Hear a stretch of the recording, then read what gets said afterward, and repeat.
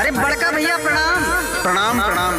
अरे बड़का भैया जब से बियाह कैला नया नया गौना जब से ले आइला तब से कबहू न बाजार जाता न हाट जाता, एकदम घरवई में डेरा डाल दिले बाड़ा। अरे मोर भाई का बताई, जवन मेहरारू पा गइल बाड़ी, जौने मेहरारू से शादी हो गइल बा, ईश्वर करे रणुआ रह जाए लेकिन ऐसन मेहरारू न मिले। अरे का भेल बड़का भैया? अरे तल्ला सुनाओ कितनी फूहड़ बा। तो सुनावा भैया। लबर झपर पोवई चपर चपर खाई। अच्छा लबर झपर पोवई चपर चपर खाई। लुगरी उठा के नहीं हरवई जाय, लुगरी उठा के नहीं हरवई जाय। लबर झपर पोवई चपर चपर खाई। लुगरी उठा के नहीं हरवई जाय। तब बताओ बड़ी फूहर बिया ए भैया, जब ओके ऐसा करे के रहता का करे को बियाह कैले से माई बाबू से कह दिए वो तुम बियाह न करब। ए भैया इतना ना, संझा सवेरे जब तक 10 गारी सुने ना 10 सुनाए ना दे तब तक समझ भोजनवा ना ग्रहण कर, तो पिटवा के पनिया ना पसते। अच्छा ऐसा बात बा भैया? ऐसा इतना ना, जब से आए बा काका भइल बा, काका होत बा हमारे परिवार में। ला सुना तो सुनावा भैया। हमारी बखरिया में जब से आई बा, रातों दिन घरवा में झगड़ा मचाई बा। अरे बाप रे इतनी हरामी बा। हमारी बखरिया में जब से आई बा, रातों दिन घरवा में झगड़ा मचाई बा। जुन रोटी बिना झगड़े न खाई। अरे बाप रे दोनों जुन रोटी बिना झगड़े न खाई।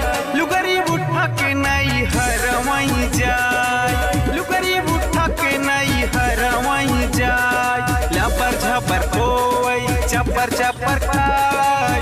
लुगरी उठा के नहीं हरवई जाय।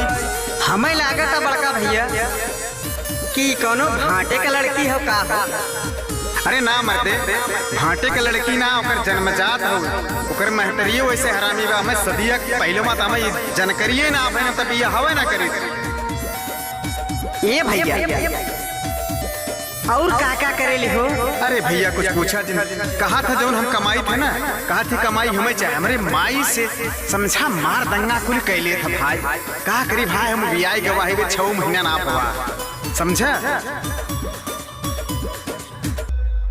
कहेला कि हमारा के ततुआ लगाई, चाहे हमरे भतरा के पूरी कमाई। अरे इतना परबल बिया हो? अरे राम कहेला कि हमारा के ततुआ लगाई, चाहे हमरे भतरा के पूरी कमाई। कौनो बात माई हमर बोले समझाई, कौनो बात माई हमर बोले समझाई। लुगरी उठा के नहीं हरवई जाय, लुगरी उठा के नहीं हरवई जाय। लबर झपर पोवई चपर चपर खाई। लुगरी उठा के नहीं हरवई जाय। ए भैया तू काहे मर मार के बैठा है हो? अबे तोहर बड़ी उम्र पड़ी बा राजू, दूसर बिया हो जाए। अरे रोवत गावत का है? अरे मेहरारू ना दूसर मेहरारू आ जाए। एक काम करा, ओकरे घरे वाले से, ओकरे मायके से ओकरे माई बाबू को बुलवाए ला, और इतना ही ना अगुओ को बुलवाए ला जब सर बियाहवा कराए बा। ये विजैया इहू को बुलवाए ले है। ई साला जेकर जेकर बियाह कराए बा सबका ही है हाल बा।